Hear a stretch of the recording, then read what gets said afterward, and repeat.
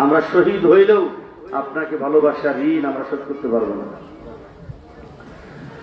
আমার প্রাণের ভাইয়েরা খেয়াল করেন, যেই সাহাবায়ে কেরাম আমার নবীকে ভালোবেসে নিজের স্ত্রীকে বিধবা করেছেন, নিজের ছেলে মেয়েদেরকে এতিম করেছেন, কখনো ভাবে নাই আমি যদি জিহাদের ময়দানে, আমি নিশ্চিতভাবে জিহাদের ময়দানে আমি শহীদ হয়ে যাব,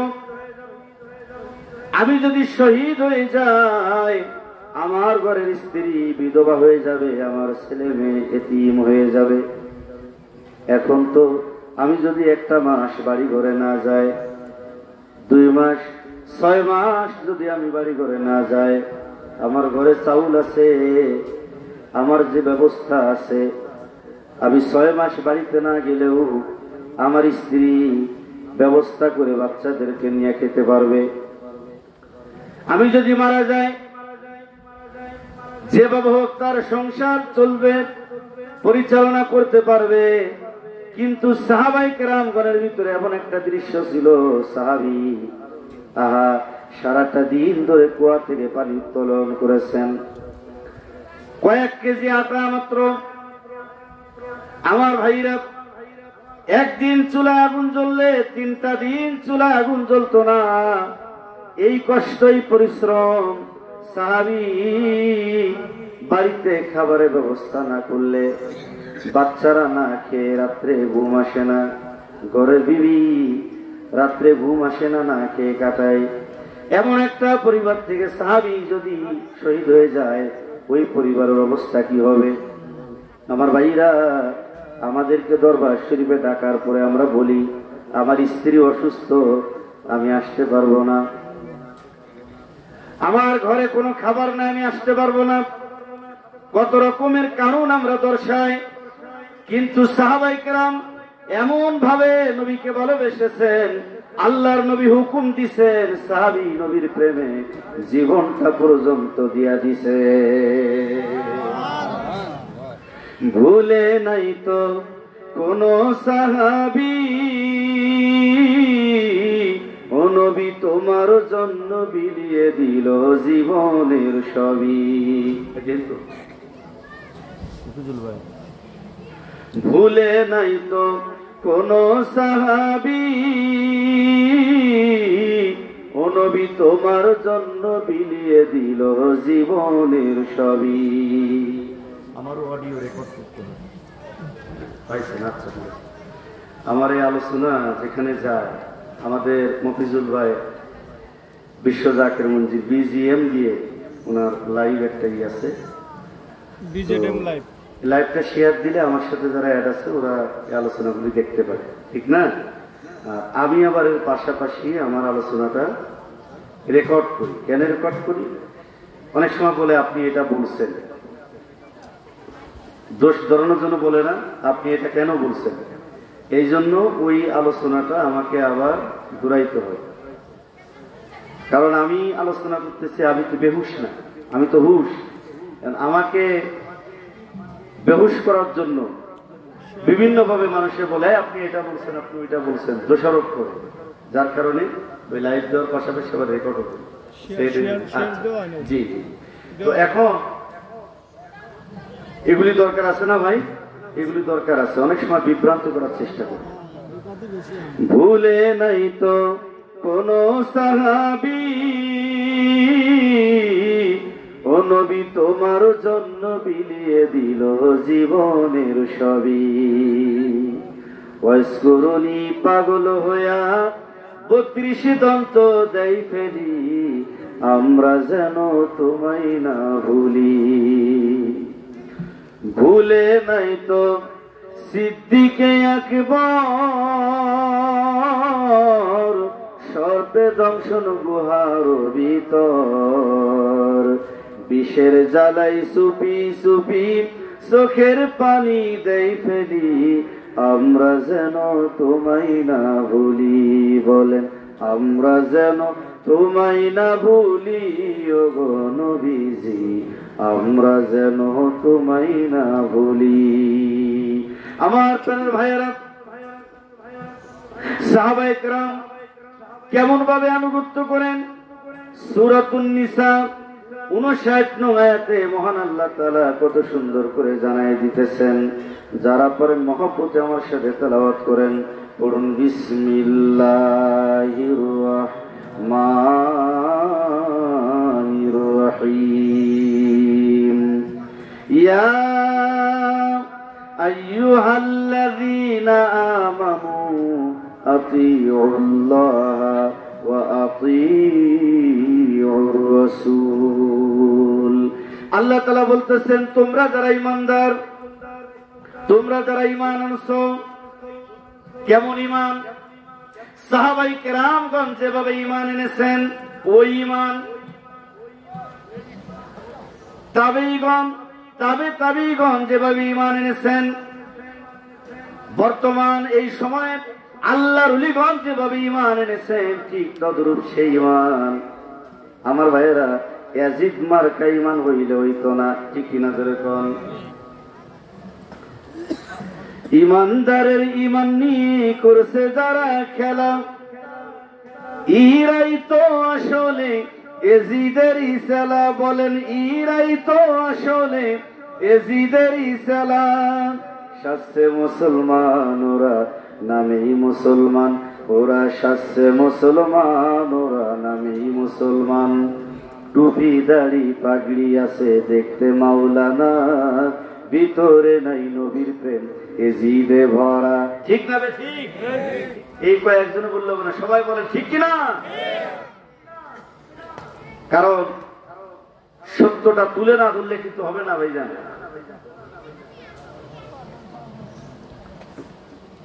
আল্লাহর ওলিগণের সোহবতে আমরা এমন ভাবে রয়েছি, আল্লাহর ওলিগণের পক্ষ থেকে যেটা বলা হবে, যেটা ঠিক আমাদেরকে ঠিক বলা লাগবে, চুপ থাকলে হবে না।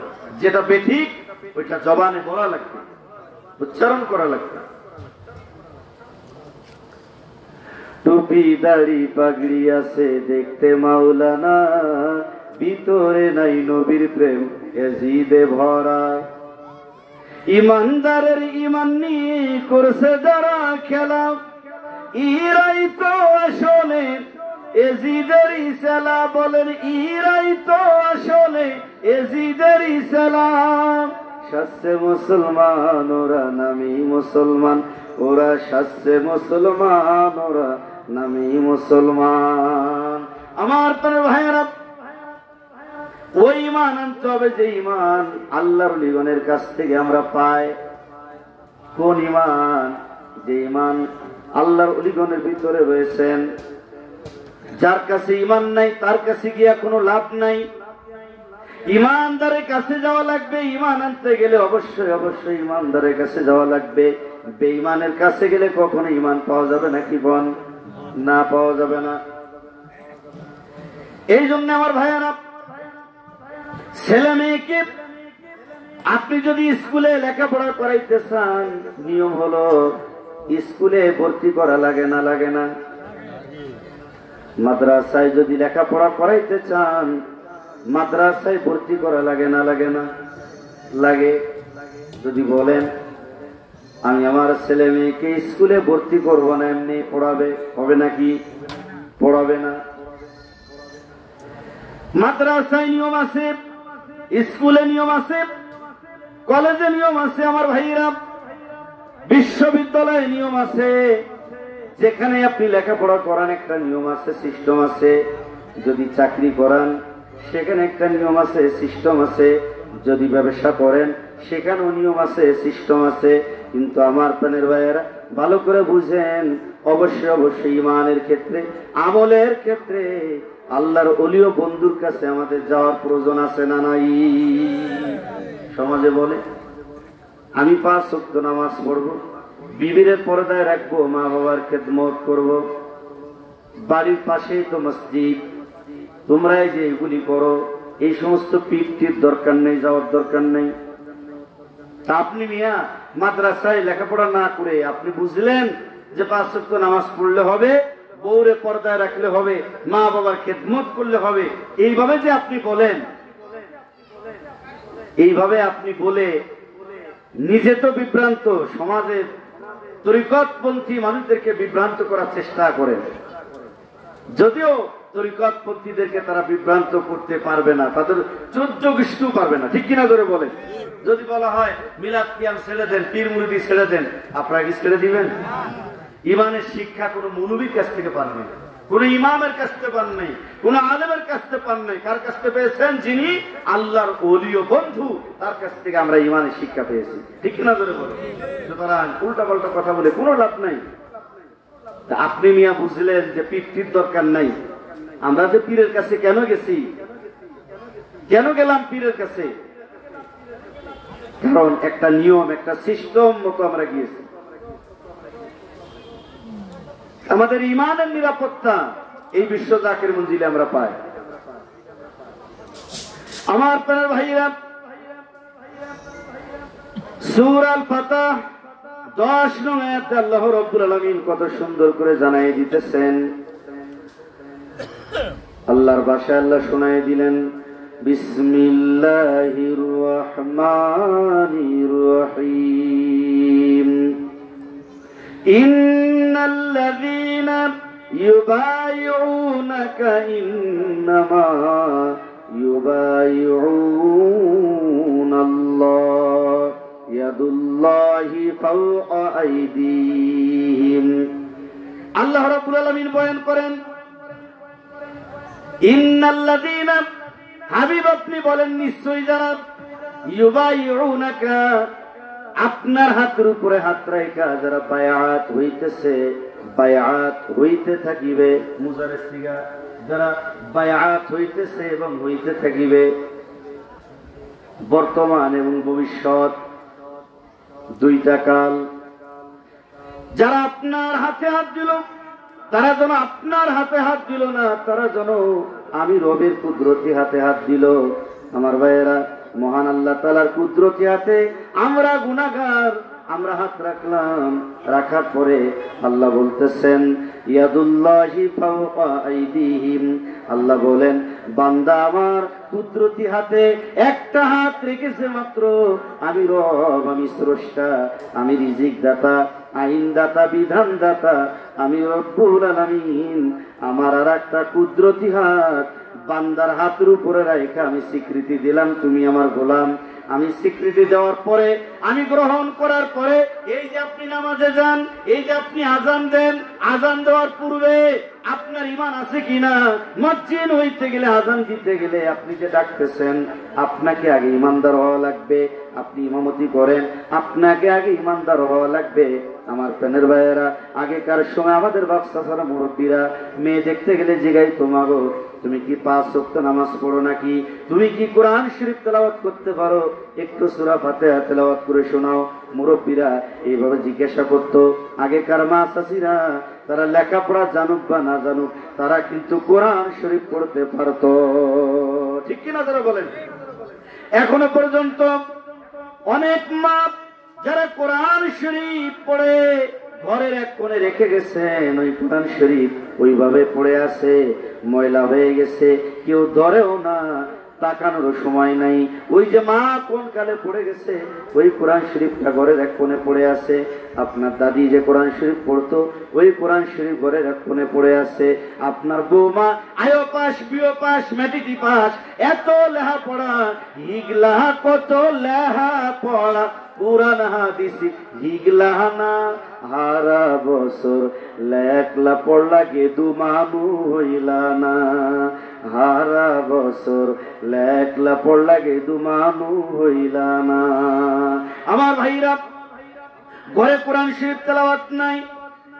আপনি ইমাম রাখার ক্ষেত্রে আগেই জিগাবেন, দেখবেন তার নখগুলা লম্বা আছে কিনা, সুন্নত তরিকায় তার নখগুলা কিনা, তার লেবাস কেমন, তার দাড়ি কেমন, তার টুপি কেমন, তার জুব্বা কেমন, তার চলাচল কেমন, সকল বিষয় জিজ্ঞাসা করার পরে, এটা ফলো করার পরে এবার আপনি জিগান, এলাকায় খবর লন, তার মা বাবাকে সে খাইতে দেয় কিনা, বিবিরে পর্দায় রাখে কিনা, এইগুলা খবর নেন।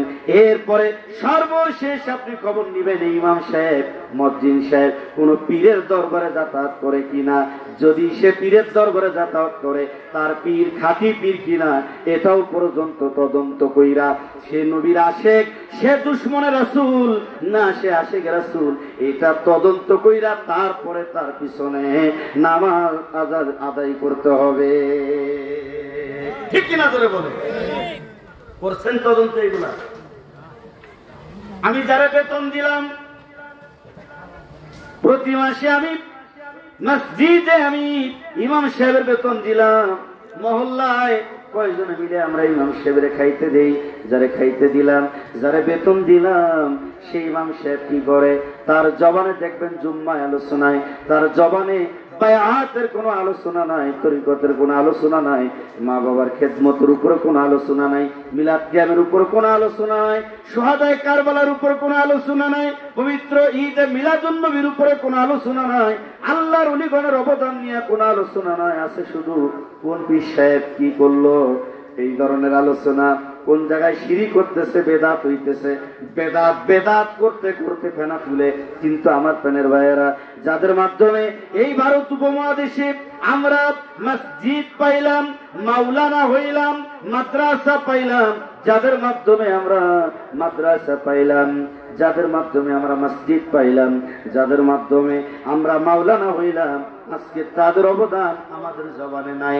কেন নাই জানেন? কারণ আল্লাহর ওলিদের সেই দিন, সেই ইসলাম, আল্লাহর ওলিগণ অর্ধহারে অনাহারে না খেয়ে তারা দিন প্রচার করেছেন।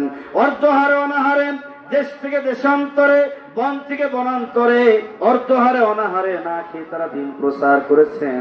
আমার প্রাণের ভাইয়েরা, তারা যখন দিন প্রচার করেছেন, কুমির বলছে হুজুর আপনি আমার পিঠে উঠেন, আমি আপনাকে গন্তব্য পৌঁছায় দিব। মাছে বলছে হুজুর আপনি আমার পিঠে উঠেন, আমি আপনাকে গন্তব্য পৌঁছায় দিব। জংলার বাঘ বলছে হুজুর আপনি আমার পিঠে উঠেন, আমি আপনাকে গন্তব্য পৌঁছায় দিব। আমার প্রাণের ভাইয়েরা, মিশকাত শরীফের ভিতরে দেখলাম কত সুন্দর করে আল্লাহর প্রিয় নবী, আমার ভাইয়েরা, তিনার প্রিয় সাহাবী হযরত সাফিনা রাদিয়াল্লাহু তাআলা আনহু, তিনি যখন রোম সম্রাটের জেলখানায় তিনি আটকা পড়ে গেলেন, রোম সম্রাটের জেলখানায় তাকে বন্দী করে রাখা হলো। আমার ভাইরা, তখন সাহাবী একটা চিন্তা করলেন, আমি দেওয়াল টপকায় ওপারে চলে যাব। দেওয়াল টপকায় যদি ওপারে যায়, ওপারে বাঘ আর সিংহ, চারিদিকে বাঘ আর সিংহ ঘোরাফেরা করতেছে, কোন মানুষ যদি দেওয়াল টপকায়া জেলখানার থেকে পলায়ন করে তাহলে সে লোকালয়ে যেতে পারে না, গ্রামে সমাজে যেতে পারে না, বাঘের গালে চলে যায়, সিংহের গালে চলে যায়, হিংস্র প্রাণীর গালে চলে যায়। আমার ভাইয়েরা, হিংস্র প্রাণী ভক্ষণ করে ফেলে, খেয়ে ফেলে, পেটে চলে যায়। ভালো করে লক্ষ্য করেন, হুজুরের এই সাহাবী তিনি দেওয়াল টপকায় অপরে যখন চলে আসছেন, আসার পরে রাতের আধারে কি যেন সামনে উনি হাত দিলেন, হাত দিয়া দেখতে পাইলেন, উপলব্ধি করলেন, আহারে আমি তো একটা ক্ষুধার্ত বাঘের সামনে আমি ধরা পড়ে গেছি। তিনি বলতেছেন, বাঘরে আমি জানি তোমার পেটে ক্ষুধা, আমারে তুমি খাইবা, আমার কোনো কষ্ট নাই, তুমি আমারে খেয়ে ফেলো, তবে আমি তোমার কাছে একটা পরিচয় দেই, শোনো, আমি হইলাম রাসূলুল্লাহর সাহাবী হযরতে সাফিনা রাদিয়াল্লাহু তাআলা আনহু। জোরে জোরে কন্না আল্লাহু আকবার।